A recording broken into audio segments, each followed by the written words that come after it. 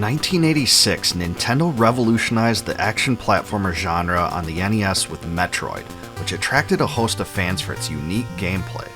A few years later, the company released the sequel, Metroid 2: Return of Samus, for the Game Boy. Both titles received critical acclaim, yet the fans desired more. It seemed only fitting that Nintendo specifically targeted the series as one they intended to carry forward into a new generation. Enter Super Metroid, which was released on the SNES in April of 1994 in North America. Believe it or not, development on Super Metroid started almost immediately after the SNES was released. According to one account, it took a half year for Nintendo to approve the project and 2 full additional years to develop. The team was headed by the character designer from the first Metroid game, Yoshio Sakamoto, who oversaw a staff of 15 employees. In the run-up to its release, Super Metroid was highly anticipated, and it was one of the most hyped titles the system had ever seen. The style of open-world exploration that made the first 2 Metroid games so great is back, and it's better than ever. This game's world is huge, and the title did a really good job of utilizing color, enemy populations, music, and obstacles to make each region different from the others. Possibly the best feature added from its predecessors was the game's map, which fills in along the way and helps show the player where they've been and helps guide them to their next destination as well.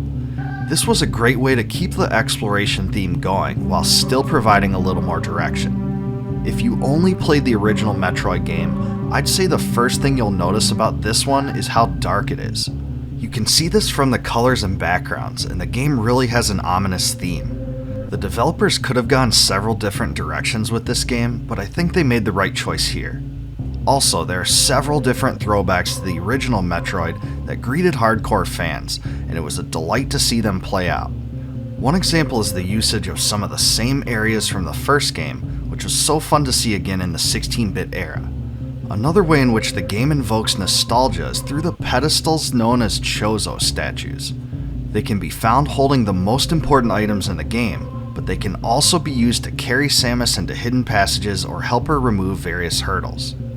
If you thought the bosses from the first Metroid games were cool, they are just that more awesome in this one, especially Kraid and Ridley, the latter of which you actually fight twice. Unlike the first game, where the bosses were fairly nondescript and didn't look much different from a normal enemy, in Super Metroid they are huge and breathtaking. The title features 11 unique bosses, each designed completely differently, which was a substantial improvement over the first 2 games in the series. The development team really went the extra mile with this one to ensure that the enemies don't get stale. When it comes to items and special abilities, Super Metroid took what the original did well and made it 10 times better. The game is filled with many more weapons, all of which are well designed with graphical effects. Of course, the Morph Ball and bombs are back too, both of which allow Samus to discover secret passages when used in combination. Also added is a power bomb that destroys certain types of blocks and bursts through yellow doors. The wall jump is a bit hard to get used to unless you practiced it a bit, but other than that, everything's pretty straightforward. Especially fun is the screw attack that turns Samus into a spinny wrecking ball, and the super speed is just awesome. Look at Samus zip from one side of the screen to the other. Also, the grappling beam opens up yet another layer of gameplay and can be used in some very interesting ways. Of course, getting a new special item also gives you that same nostalgic fanfare song that's reminiscent of the first Metroid game.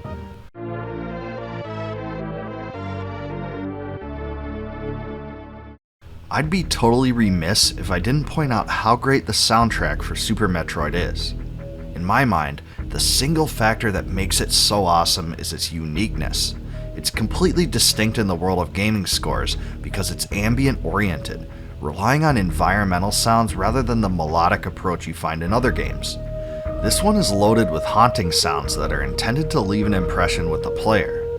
They're dark and brooding and fit the science fiction theme perfectly. While the original NES game only allowed for a small number of songs, Super Metroid's 24 megabyte cartridge allowed for more than 3 times the number of tunes.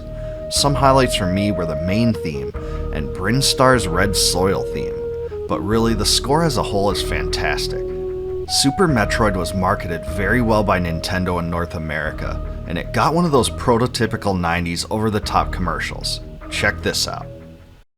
Before Nintendo came out with Super Metroid, we wanted to make sure it was the most intense Metroid battle ever. So we thought we'd see how Killer here would fare against it. Ready, boy?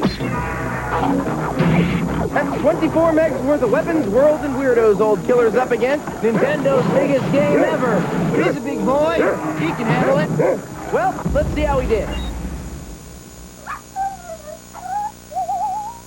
Ship it! Super Metroid, only on the Super NES. Out of all the action-adventure platforming games on the SNES, I think this one is the absolute best. As a game, it basically revolutionized a genre that came to be known as Metroidvania, where a huge interconnected map can be explored and conquered in an open-ended fashion. Super Metroid is addicting, replayable, atmospheric, and downright memorable, and it's certainly deserving of all the praise it gets today. Nintendo was wise enough to include it on the SNES Classic, and if they hadn't, it would have been a huge oversight. The title is commonly mentioned as one of the best games on the entire system, and for good reason. Believe it or not, Super Metroid sold relatively poorly in Japan, but of course, was a smash hit in North America. It's just a real shame that Nintendo never developed another Metroid game on the SNES. Even so, like The Legend of Zelda: A Link to the Past, this one is so good that it offered more in one cartridge than multiple games of other series did. If you like this review and remember Super Metroid, leave a comment below about the most memorable aspect of the game to you. If you like my videos, please subscribe to my channel and click the bell below to be alerted upon the addition of new ones. Also, please consider supporting my channel via YouTube's Join feature to receive member exclusives, such as advanced videos and complete video transcripts.